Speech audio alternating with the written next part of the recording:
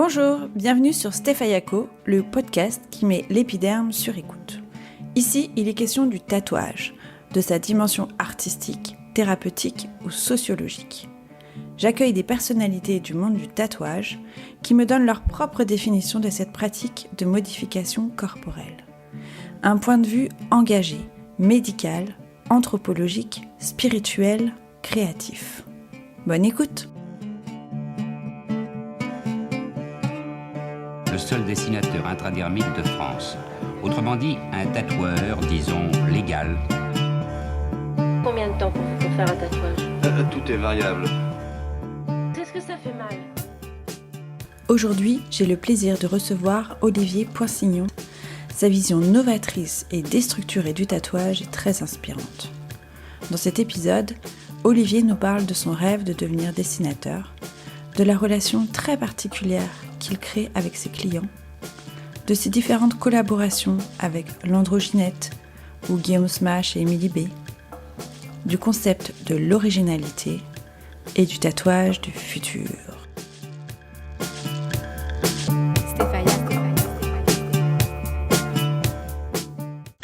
Alors aujourd'hui, je reçois Olivier Poinsignon qui me fait l'honneur de participer à ce podcast.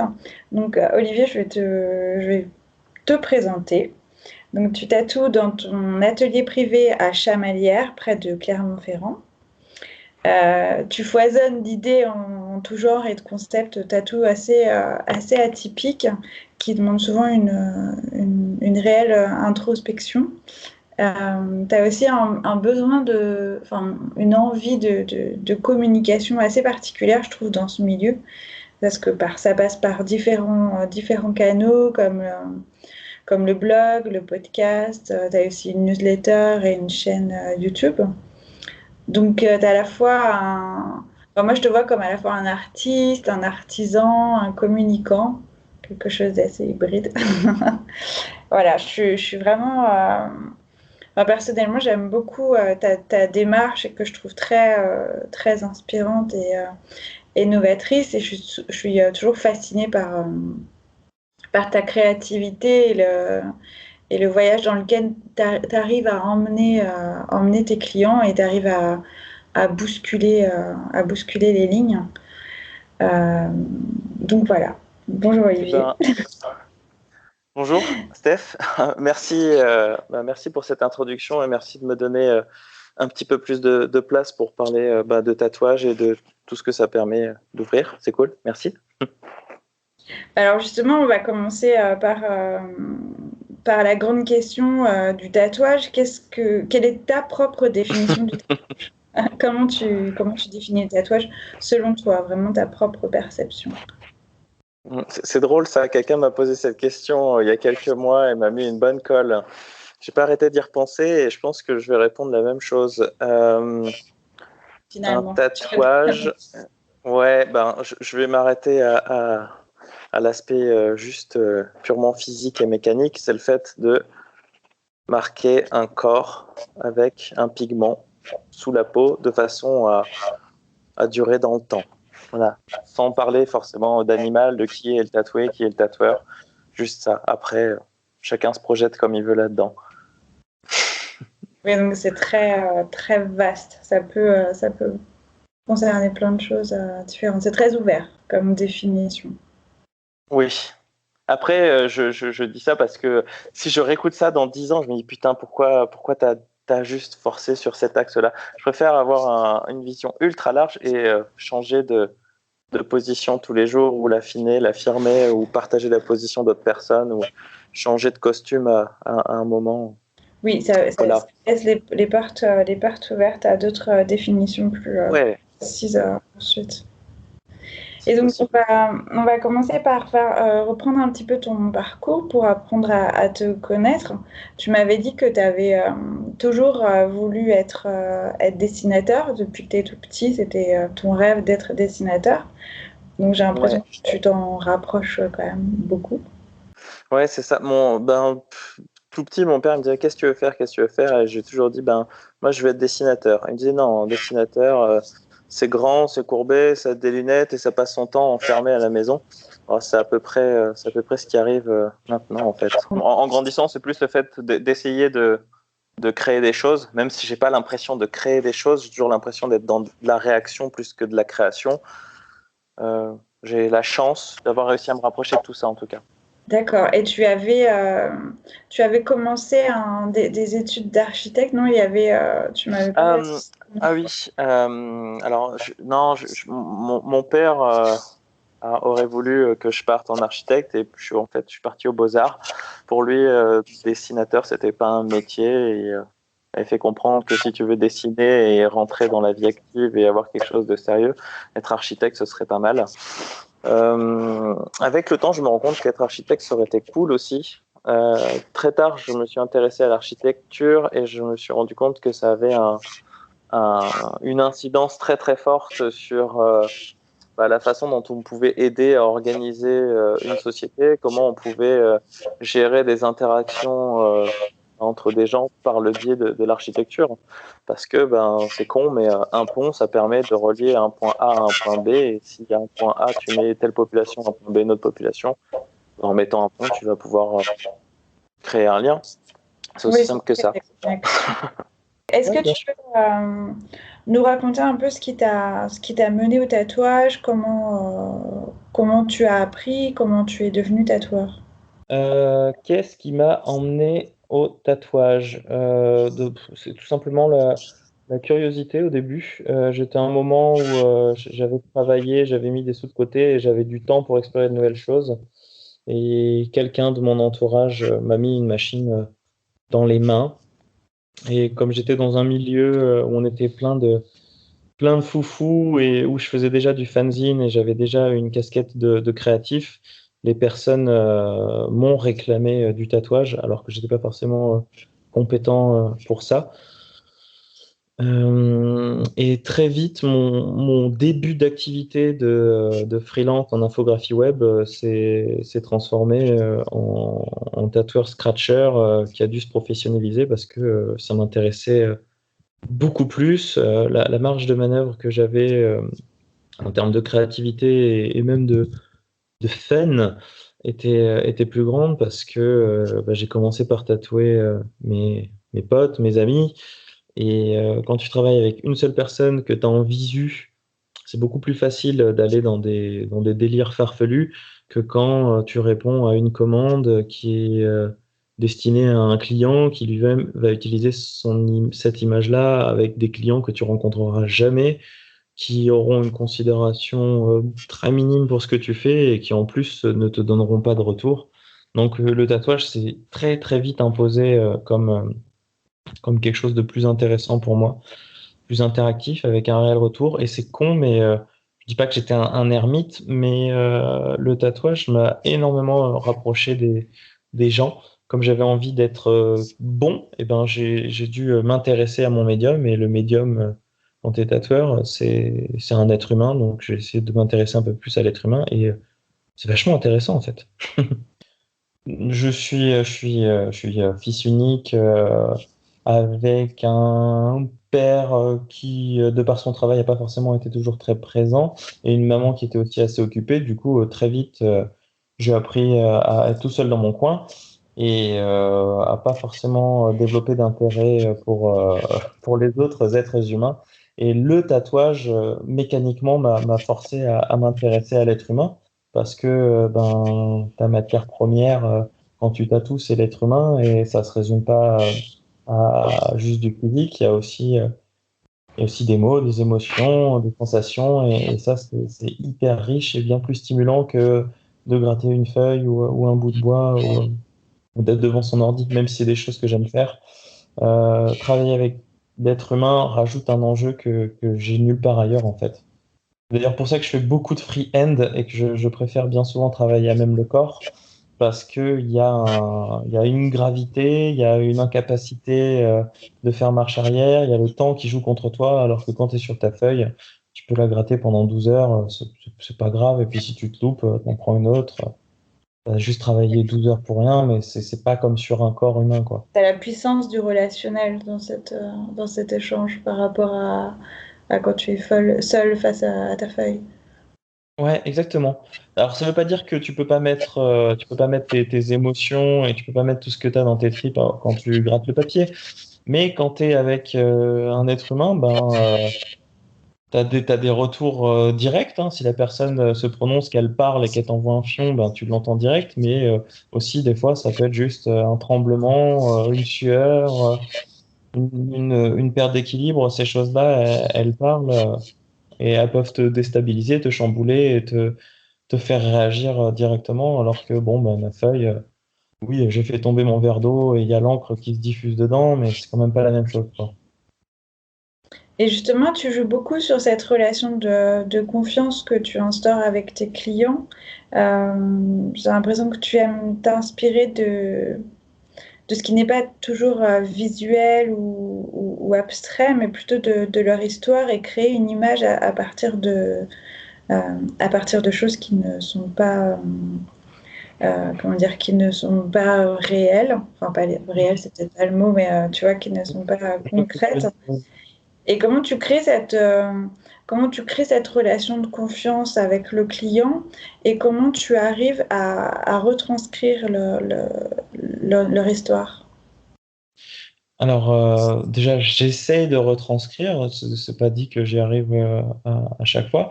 La relation de confiance, avant même qu'on se connaisse, j'essaie de l'installer par le biais, ben, justement, de mes quelques billets sur mon blog, des quelques vidéos, les lives que je peux faire. J'essaie de me mettre à nu et de me présenter de façon à ce que la personne puisse avoir l'impression de savoir chez qui elle va mettre les pieds et savoir ben, sur quel rythme elle va pouvoir discuter, quel type de mots, quel type de préoccupations. Euh, En fait, quand la personne va arriver et qu'on va passer du temps ensemble, j'ai pas envie de parler, en fait. J'ai juste envie de l'écouter. Je veux partir du principe qu'elle me connaît déjà et que moi, par contre, je vais faire une réelle découverte et je vais devoir réagir. Parce que si je lui raconte ce que je raconte tous les jours à toutes les personnes, c'est pas intéressant, ni pour elle, ni pour moi. Alors que si je l'écoute, moi, je suis enrichi, elle se sent écoutée et probablement comprise et ça m'est beaucoup plus facile de réagir et de me nourrir que si je parle que de moi. Et puis c'est comme ça aussi que je peux essayer de me renouveler en tout cas. Et Mais comment ça se retranscrit ça? Ben je sais pas. J'arrive pas encore à définir mon processus. J'essaie de... comment tu arrives à ressentir une histoire qu'on te raconte ou qu'on évoque, je sais pas, peut-être par d'autres biais que uniquement raconter oralement. Je sais pas comment tes clients te présentent leur projet ou leur histoire et comment toi, tu arrives euh, à l'absorber, le digérer et en sortir une image, un geste. Alors en vrai, moi par rapport à ça, je travaille pas énormément. Je ne fais que récolter ce que la personne m'apporte.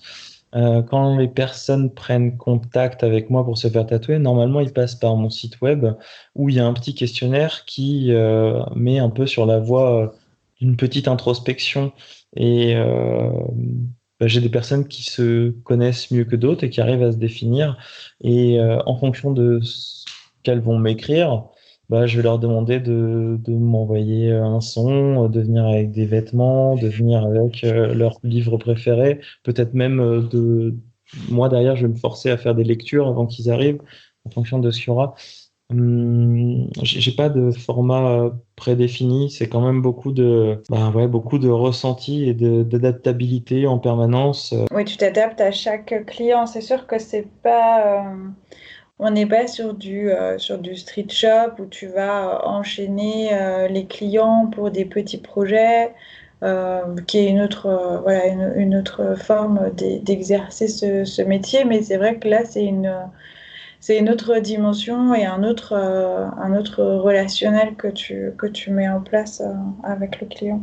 Alors, sache que d'ailleurs, depuis cet été, je retravaille ponctuellement dans le street shop où je bossais il y a 5 ans, justement Oui, pour j'ai pouvoir vu que tu avais fait des euh, flashs. oui, d'ailleurs, je pense que les flashs étaient encore un petit peu trop alambiqués pour pouvoir fonctionner correctement dans cet autre espace. Oui, ben oui. Du coup, je vois bien l'image que tu viens de balancer, puisque c'est exactement ce que je vis et j'ai les deux extrêmes. Et ça te fait quoi de revenir travailler aussi dans un shop, dans un studio? Ah, ben, je le fais parce que j'en ai besoin. Comme je dis, si je gagnais suffisamment d'argent, je pense que je continuerai de faire ce que je fais dans mon atelier. Je n'irai probablement pas travailler dans ce street shop. Par contre, je le fais par nécessité et je le fais du mieux que possible et je me force à aimer ce que je fais, au moins sur un plan technique, puisque ça me permet pas de m'entretenir sur certaines choses. Après, je me cache pas auprès des clients qui viennent me voir. C'est aussi bon d'avoir affaire à des personnes qui viennent juste chercher un artisan, comme tu as pu le dire, un technicien, et qui se foutent de savoir ce que Olivier Poinsignon a à dire. Ça permet de s'écraser un peu. Ouais. Oui, non, toute démarche est bonne à prendre aussi. Il n'y a pas de jugement là-dedans.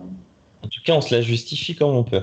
Les besoins sont différents aussi en fonction des Ouais. personnes qui viennent chercher un tatoueur. Et je souhaite Et- revenir sur des différents projets que tu as pu avoir et notamment des collaborations avec d'autres artistes. Il y avait le collaboratoire avec l'Androgynette que tu avais fait en 2016. Et le ouais. concept, c'était de tatouer trois personnes, trois histoires différentes. Vous aviez choisi les clients selon leur histoire et ils se Ouais. retrouvaient donc, enfin, vous retrouviez donc tous dans une maison pour une semaine pour des tatouages à quatre mains et l'objectif était de fusionner un peu vos styles. Ouais. Est-ce que tu peux nous raconter cette expérience et nous dire un peu euh, qu'est-ce que tu appelles le tatouage en aveugle et il y avait autre chose aussi, j'avais l'impression que parfois le process surpasse le projet. En fait, c'était parfois l'expérience qui primait sur Ouais, l'esthétisme. complètement. Et voilà, ça m'intéresse. Alors, ouais, le collaboratoire, c'était une collab avec Ginette en 2016, mais qui est sortie un petit peu de nulle part parce que c'était au moment où je commençais à envisager un programme sur YouTube où je voulais parler de tatoueurs que j'appréciais et analyser, découper. Et puis, en fait, j'ai fait un pilote de ce truc-là. Mon numéro 0 était avec Ginette. Donc, du coup, je m'étais rapproché d'elle, on avait discuté, on avait pas mal échangé. Puis vient un moment la question, ben toi c'est quoi ton projet? Qu'est-ce que tu aimerais faire? Comment tu pourrais te transcender? Et sa réponse a été ben faire une collaboration, partir sur une grande pièce. Et moi j'ai saisi l'occasion, je dis bah viens on le fait. Et elle a dit oui. Et on a mis en place donc ce petit projet où on avait une quinzaine de personnes qui se sont proposées. On a choisi les histoires qui nous mettaient les plus à l'aise, sans forcément chercher des projets confortables, mais on a cherché déjà à travailler sur des histoires qui étaient fortes et qui nous permettaient de réagir. Et deuxièmement, euh, ne pas ouais, enfin, ne pas partir trop loin parce que c'est quelque chose qu'on n'avait jamais fait. Elle comme moi, on n'avait jamais fait de collaboration de ce genre-là. Du coup, on y allait quand même crescendo dans ce qu'on avait choisi. Et comment ça s'est passé? Là, tu parles du processus. Les trois projets ont été intenses dans le sens où ça traitait du corps et de la transformation et de certains détachements. Quand tu parles aussi du concept qui surpasse le graphisme, faut savoir que sur les trois projets, il y en a deux qui ont été faits en aveugle pour les clients. Il y a une personne qui nous a demandé à ne pas voir ce qu'on allait lui faire parce que ça allait dans sa propre histoire et c'était ce côté lâcher prise, j'ai subi et je veux resubir pour fermer cette histoire. Et la deuxième personne qui a choisi de se faire tatouer en aveugle, c'était sur une thématique d'objectivité et de subjectivité. Et pour être le plus objectif possible par rapport à ce qu'on allait lui proposer, il nous a dit « Je ne veux pas voir, tatouez-moi tout le dos, faites votre projet ». Moi, en réaction aussi, ouais, c'était ça, le fameux, le tatouage en aveugle, ouais. Et moi, par rapport à ça, en dualité d'objectivité et de subjectivité, j'ai aussi choisi de ne pas contrôler, de ne pas regarder ce que je pouvais faire à certains moments, de façon à ce que ma main soit la plus objective possible et qu'elle soit pas guidée par mon regard. Enfin voilà, c'est à partir de ce moment-là, je pense vraiment que c'est à partir de cette pièce-là que j'ai commencé à accepter de négliger une certaine patte juste pour être au profit du concept et de découvrir ce qui en sort, plus travailler la trace de vie plutôt que la représentation de vie. Voilà. Oui, c'est pour ça qu'on peut parler vraiment du coup d'expérience aussi. C'était, il y a l'expérience en elle-même qui parle et ce n'est pas juste une séance, enfin, entre guillemets, juste une séance de tatouage, mais il y a vraiment tout ce moment partagé et tout le process justement de confiance et de tatouage à l'aveugle qui en fait une réelle expérience pour le tatouer et pour vous deux aussi. Oui. Sachant que, comme tu l'as dit, on était dans une maison, on était chez moi en fait, on était dans l'appartement que je partage avec ma compagne et mes enfants maintenant. Et Ginette a passé la semaine complète avec nous à la maison. Donc certes, la journée on présentait pour recevoir notre client et discuter et mettre en place notre projet, mais le soir, moi j'étais en slip dans la salle de bain avec ma brosse à dents et je ressortais, je disais ah putain, t'as pensé à ça? Alors qu'elle était en train de manger sur le canapé dans son plaid. Enfin, c'était très intime et très intense sur une semaine, ouais. D'accord. Et il y a une autre collaboration que tu as fait en 2017 que j'ai beaucoup aimé le concept aussi. C'était avec Guillaume Smash et Émilie B de l'Imaginarium. Le concept était de faire un tatouage à 6 mains au rythme d'une playlist. Et donc, vous changiez à chaque chanson. À chaque chanson, la personne qui tatouait changeait. Je voulais savoir, d'où venait cette idée, quel était l'enjeu de cette collaboration? Est-ce que vous aviez chacun envie de sortir de votre zone de confort pour expérimenter un peu ce côté très cadré parce qu'on a un temps donné et on ne peut pas faire plus et en même temps, on ne sait pas ce que va faire celui d'avant ou celui d'après et savoir laisser sa chance au hasard? Alors d'ailleurs, moi, il faut savoir que dans ce genre de truc, je suis l'emmerdeur. Je suis celui qui va râler parce que même si on est dans de l'improvisation, je vais râler que la personne à côté n'ait pas ressenti les trucs que j'avais ressentis. Elle est là, merde, comment on dit? Le fait d'essayer de sortir de ma zone de confort, c'est d'accepter ce truc-là. Le fait d'accepter que Emily B arrive et mette un putain de rond rose à côté d'une grosse ligne noire alors que j'avais envie d'une contreforme blanche, mais... Mais non, c'est génial. Et pourquoi on a essayé de faire ça, enfin pourquoi on a fait ça avec de la musique? Ça fait un moment qu'on se fréquentait avec Guillaume et Émilie, ils étaient déjà venus à la maison, on avait fait des jeux de dessin justement, des cadavres exquis, des thématiques imposées, des croquis rapides, des choses comme ça. Élaborer un motif à 3 personnes, c'est assez compliqué, sachant qu'on savait pas forcément qui on allait avoir, quel profil de client on allait avoir. Du coup, on voulait partir sur quelque chose de beaucoup plus libre, et aborder ça sur un côté hyper ludique et récréatif, puisque c'est de ça qu'était née notre relation tous les trois. Et le dessin, quoi qu'on en dise, quand on est sur des dynamiques de traits, de forme, il y a des fréquences, il y a des rythmes, et le fait de s'appuyer sur de la musique, ça nous permettait de nous mettre tous au diapason, même si on n'avait pas le même trait. N'empêche qu'il y avait un rythme qui se dessinait, et on était tous sur le même. Donc, je pense que c'est venu naturellement comme ça. En vrai, je me rappelle pas précisément comment c'est né ce truc. Juste, on avait envie de faire quelque chose ensemble, et la musique a été un bon centre d'intérêt pour nous regrouper. Et cette année-là aussi, en 2017, tu as sorti un flashbook un livre qui s'appelle Unique. Tu l'avais sorti lors de la Convention de Clermont-Ferrand. Ouais.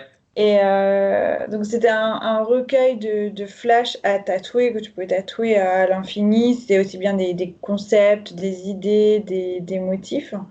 Et ça relevait d'un questionnement sur la volonté d'être unique et de se démarquer des autres. Et j'avais lu quelque part que tu disais aujourd'hui, tout le monde cherche à être différent, mais est-ce que la meilleure façon de l'être serait de ne pas chercher à l'être? Et je voulais savoir, du coup, pour toi, qu'est-ce que ça veut dire être original, être unique? C'est souvent une démarche qu'on cherche quand on se fait tatouer, quand on fait un projet personnel, on veut quelque chose d'unique, on veut se démarquer. Voilà, qu'est-ce que ça veut dire pour toi, être original ou unique? Être original ou être unique, déjà, c'est quelque chose qu'il faut contextualiser. C'est quelque chose. On peut être original dans un lieu comme on peut être banal dans un autre lieu tout en étant la même personne. Il y a aussi une question de temporalité. Marginal d'aujourd'hui sera peut-être le classique de demain. Je sais pas ce ce que ça veut dire réellement d'être unique ou marginal. Je sais pas si c'est un but à atteindre ou si c'est juste beaucoup plus intéressant quand c'est une conséquence parce que la personne est différente, tout simplement parce qu'elle a des préoccupations qui la poussent à évoluer et du coup, ben, ça la force forcément à s'émanciper des modèles actuels. Je sais pas ce que ça veut dire concrètement. Je vois quand il y a quelque chose qui est différent, qui sort des habitudes et effectivement on dit c'est marginal, mais Oui, marginal ouais, je pense ou original, c'était ça l'idée. original. Original. Là, ma réponse va être très très basique. Hein. C'est quelque chose qui sort du lot, mais c'est plus. Ouais, j'arrive pas à me détacher de cette notion de contexte. Hein. C'est toujours quelque chose qui va créer le contraste. C'est le petit point de blanc dans la grosse masse de noir ou l'inverse, le petit point noir dans la grosse masse de blanc. Ouais, ça dépend de l'angle en fait. On pourrait dire qu'on est tous. Ouais, de l'angle, de la temporalité, du mouvement. Toi, tu t'habilles en noir et tout le monde s'habille en blanc à ton bureau, tu vas être marginal et pourtant tu changes de bureau, tu arrives dans une entreprise où tout le monde est en noir. Bah, peut-être que à ce moment-là, tu vas avoir envie de prendre cette putain de chemise blanche que tu n'avais pas envie de mettre avant, juste parce que tu veux te différencier. Je sais pas. C'est vrai, mais c'est vrai que ça peut être parfois une des raisons, une des multiples raisons de se faire tatouer, de rechercher ce côté unique, cette,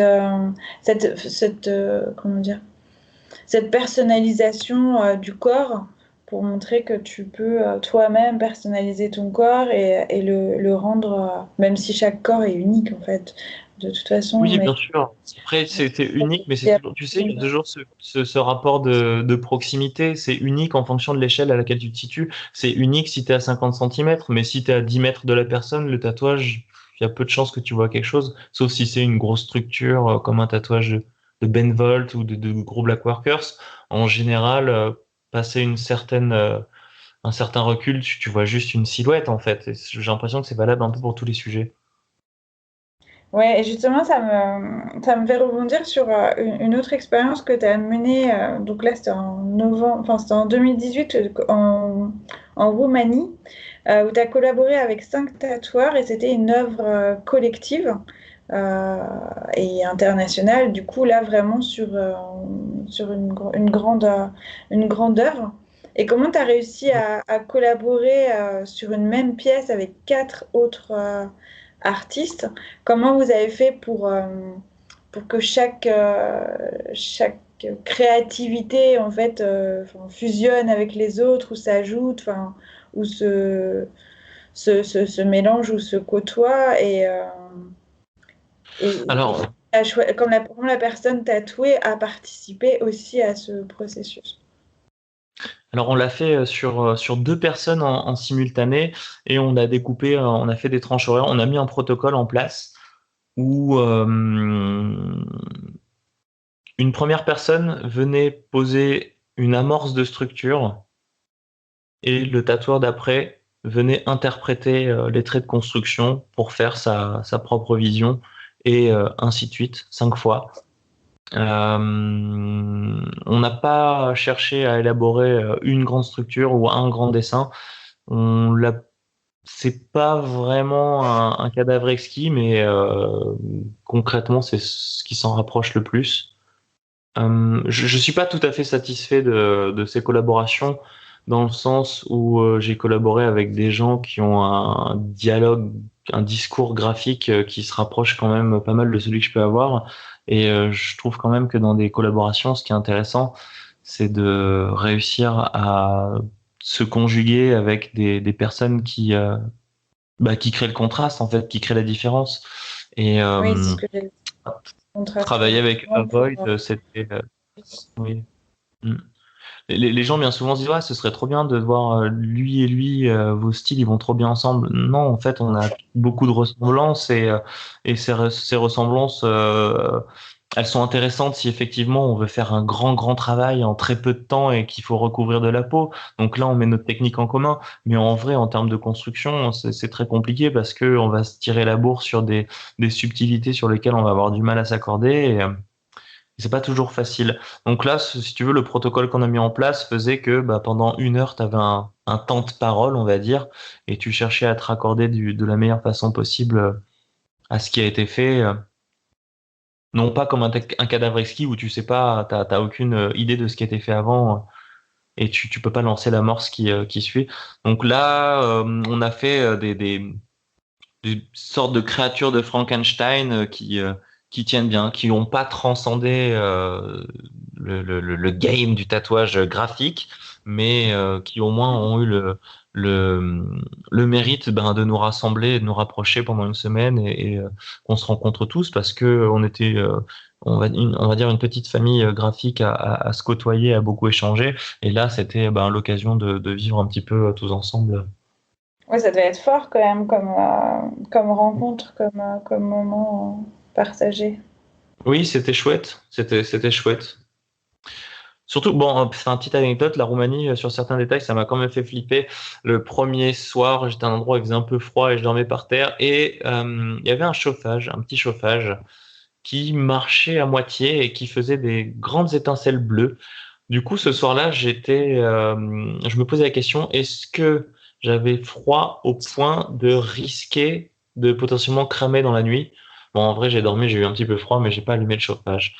Tu as Voilà, fait ton je pense à ça. Je sais que c'est pas du tatouage, mais quand je repense à cette expérience-là, je repense à ma première nuit là-bas. Voilà. ta première nuit dans le froid roumain. Je voulais parler aussi de ton émission sur YouTube qui s'appelle À Boisson et Ouais. que tu définis comme un cocktail vidéo autour du tatouage moderne. Euh, donc, tu abordes plusieurs sujets comme la réflexion sur le concept et la définition du flash, sur la popularité du tatouage réaliste, euh, sur ta définition entre guillemets du client parfait. Quel est le but de cette émission? Est-ce que tu as envie de démocratiser le tatouage, de le vulgariser, au contraire de partir sur des réflexions un peu plus poussées, un peu plus philosophiques qu'habituellement? Quel est le message que tu veux porter avec cette émission? Non, alors c'est un exercice à plusieurs niveaux. C'est quelque chose qui m'est utile sur différents plans. Un, ça me force à structurer ma pensée. Quand je pense juste pour moi dans ma tête, je peux faire des sauts où ma logique va pas être contrariée. Du moment où je commence à essayer de raconter à quelqu'un ce que j'ai en tête, je suis obligé de structurer ce que je dis, et je me rends compte aussi de ce qui va être bancal et de ce qui ne fonctionne pas. Le fait de mettre sur papier, c'est un premier exercice. Le fait de mettre sur papier, de trouver comment le mettre à l'image et de l'exposer aux gens, c'en est un autre. Donc déjà ça, en termes de réflexion, c'est hyper important pour moi. Deuxièmement, ça me permet de mettre du son et de l'image sur qui je suis, et de communiquer autrement que juste en mettant, je sais pas, un plat de ce que j'ai mangé et en racontant une anecdote pourrie sur Instagram. Parce que je n'ai pas d'accueil, je travaille en privé et j'ai quand même envie que les personnes qui aient envie de me voir puissent avoir une idée de la personne qu'ils vont venir rencontrer et pourquoi ils vont me confier des histoires aussi importantes. Enfin voilà, ça me sert à ça. Deuxièmement, troisièmement, ça me permet de créer une archive sur Internet et de participer à quelque chose dont je me suis nourri à la base. C'est con, hein, mais j'aime beaucoup Arnold Schwarzenegger et il a cinq grandes règles. Et la cinquième règle, c'est give something back, donc donne quelque chose en retour. Et ben, quand je fais ça, j'ai l'impression de retendre la main à les futures générations et de mettre en accès certaines de mes réflexions. Pour la création, et là en général, je m'en fous, je fais pas la chasse aux copycat et tous ces trucs-là. Et je pense que même mettre en commun ma réflexion, ça va permettre à d'autres personnes de grimper. Et j'espère juste que eux aussi, ils vont permettre à des vieux cons comme moi plus tard de pouvoir regrimper aussi sur leurs idées, de façon à ce qu'il y a un grand truc qui se crée. J'ai bien répondu à votre question, madame? Oui, c'est très bien. Et justement, je voulais rebondir parce que quand tu parles des générations futures, je voulais savoir comment tu vois les innovations récentes sur le tatouage et notamment de la machine. De la machine à tatouer, enfin du robot qui peut tatouer. Est-ce que toi tu trouves ça fascinant? Est-ce que ça te fait peur et tu te sens menacé dans ton métier? Comment tu vois le tatouage évoluer dans le futur et si jamais ce robot pouvait prendre de la place, parce que je pense que voilà, au niveau technique, et ça peut permettre de faire des choses quand même assez folles, quel est le rôle de l'humain dans cette évolution? Alors je sais pas, je suis pas devin et j'ai pas le nez creux pour ce genre de choses, je m'en rends compte. Par contre, je trouve l'objet en lui-même, je sais pas quand est-ce qu'il sera commercialisé, si ce sera commercialisé, comment ce sera commercialisé, j'ai aucune idée de tout ça. Par contre, l'objet en lui-même, il m'intéresse, c'est un objet de réflexion qui fait peur à certaines personnes. Le tatouage, c'est des rares disciplines. Ah putain, je vais employer un mot que je déteste. C'est une rare discipline artistique qui n'est pas en concurrence avec la machine, l'intelligence artificielle et tous ces trucs-là. Parce que en musique, on sait générer de la musique en intelligence artificielle, on sait faire de la peinture autonome, on sait faire plein de choses. Là, en tatouage, l'être humain, il a le monopole. Donc, et encore, tu as certaines personnes d'ailleurs qui se revendiquent de très bons tatoueurs et qui mettent en avant le côté humain, alors visiblement quand on écoute leurs clients parler, c'est pas toujours le cas. Bref, le fait qu'il y ait une machine qui puisse se mettre en compétition et faire aller certaines personnes, ça m'intéresse. Ça pose aussi des questions sanitaires. Parce que aujourd'hui, un tatoueur qui tatoue avec un carbone, sans stencil et tout, du moment où il a posé ça et qu'il a dessiné avant, la procédure d'asepsie, elle est bancale, quoi. Alors qu'avec une machine, potentiellement, on pourrait arriver à une pratique tatou quasiment, enfin pas stérile, mais enfin super aseptisée, bien plus que quand c'est un être humain qui s'en occupe. Comment j'ai fait pour partir aussi loin là-dessus? En vrai, je m'étais intéressé un peu au robot, mais pour avoir refait une table ronde avec le collectif d'Appropriate Audience, il y a une nouvelle piste qui m'est venue, que j'avais pas du tout envisagée et qui va forcément exister. C'est la frange transhumaniste, en fait. Quand des êtres humains surdéveloppés se mettront à tatouer, qu'est-ce qui se passe si ton tatoueur il s'est fait augmenter des yeux et que il a 20 dixièmes alors que d'habitude on a 10 dixièmes? Qu'est-ce qui se passe si ton tatoueur il peut baisser son rythme cardiaque bien plus qu'à la normale pour avoir un geste encore plus précis que les autres? À ce moment-là, est-ce qu'on acceptera de se faire tatouer par ces gens-là ou est-ce que non, c'est pas humain, c'est pas bien? Et dans ces cas-là, c'est quoi la différence avec le fait de se faire tatouer par un robot? Je sais pas. Franchement, j'ai aucune réponse à tous ces trucs-là. C'est juste que ça m'intéresse et en tout cas, ça remet sur la table le vrai facteur humain et qu'est-ce que c'est et est-ce qu'on est si proche de nos clients que ça, quoi. Oui, oui, c'est sûr que le facteur humain est remis au centre, mais je pense que c'est pas forcément voir ça comme une menace, mais ça peut permettre de se remettre en question. Et tu parlais de la convention de la table ronde que tu as faite. Je sais qu'il y a quelques semaines, il y avait la convention de Clermont-Ferrand. Est-ce que Exactement. tu peux nous en parler un petit peu? Je sais que tu as beaucoup travaillé dessus et participé à l'organisation. Et voilà, si Ah, tu veux débriefer. Ouais, je me suis fatigué à la convention de Clermont-Ferrand. J'ai eu la chance, grâce à l'organisation, de proposer 2 tables rondes. Donc, une première table ronde sur le tatouage par les non-tatoueurs. Donc, en amenant le collectif Appropriate Audience et leur robot, en amenant aussi un ami artiste qui s'appelle Sébastien Léral, qui est plasticien peintre, mais qui, lors de ses différents projets, intervient des fois en tant que tatoueur, tatoue son audience, ou même se fait tatouer les dessins générés par ses spectateurs. Donc, c'était intéressant de confronter des techniciens face à un être humain qui se définit comme quelqu'un de profondément humaniste et qui se moque ouvertement de la technique. Ça, c'était la première table ronde. Qu'est-ce qu'il en est ressorti? Plus de questions qu'avant.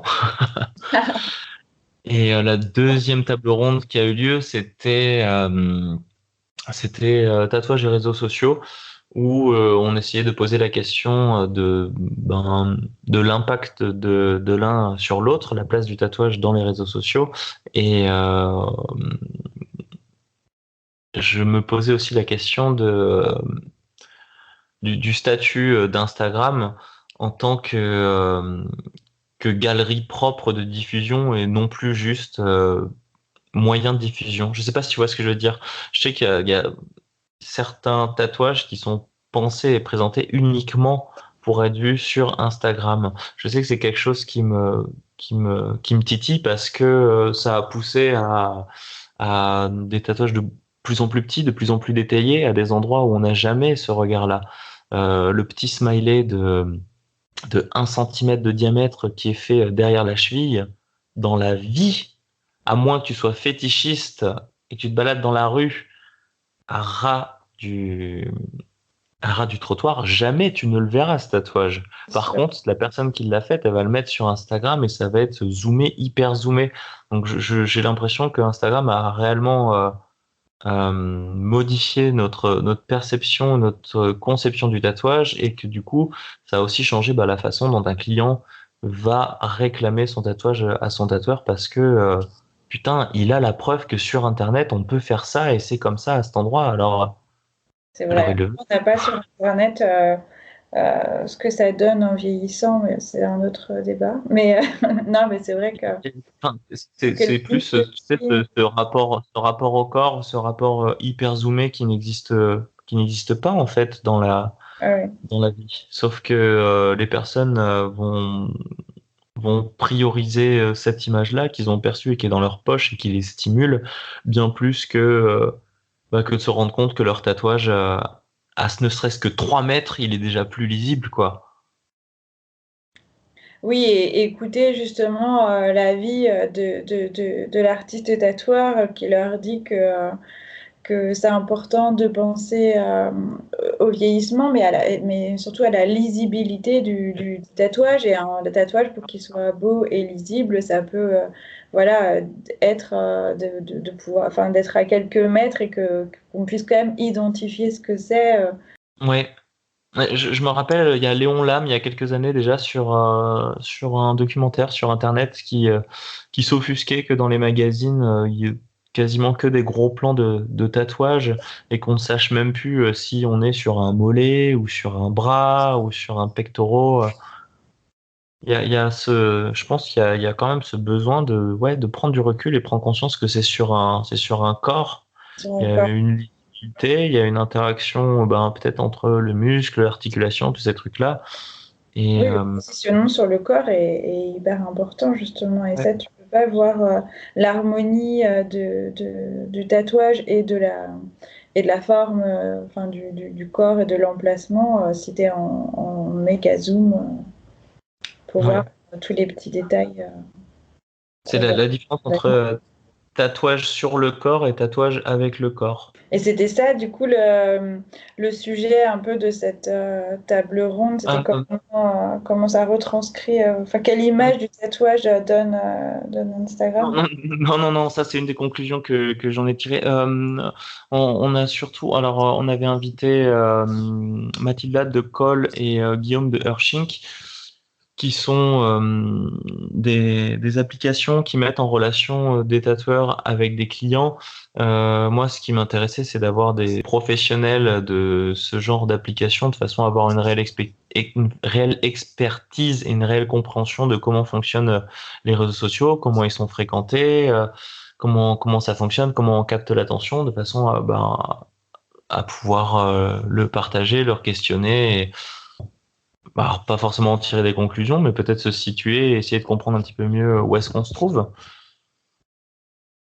Puisque Instagram a largement contribué à l'explosion du tatouage, et c'est vrai que à partir de 2016, quand Instagram et Facebook ont changé leur façon de travailler, il y a eu des répercussions dans le monde du tatou. Donc, essayer de comprendre ça. Comment on est devenu dépendant de ça, comment on peut s'en défaire, on ne sait pas.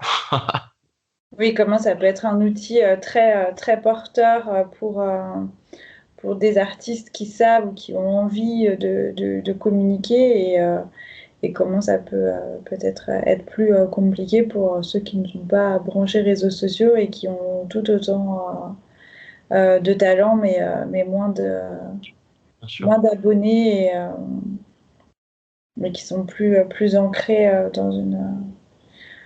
Bon, il faut savoir quand même qu'à la longue, le nombre d'abonnés, ça vaut rien du tout, hein. Ce qui compte, c'est comme dans la vraie vie, c'est la qualité de tes interactions, quoi, c'est tout. Oui, on est d'accord. D'accord, mais c'est vrai que ça peut... Sur le long terme, voilà.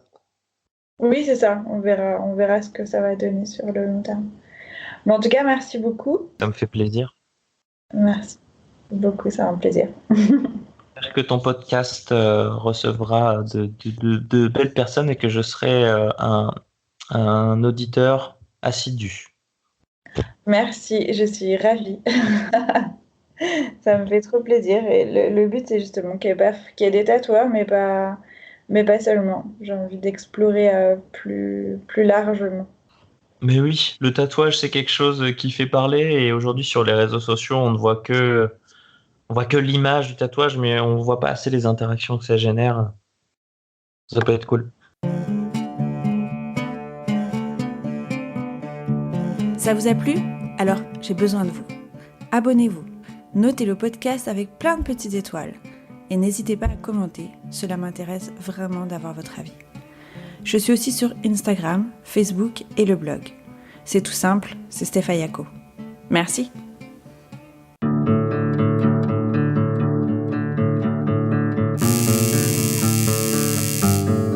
Stefaya.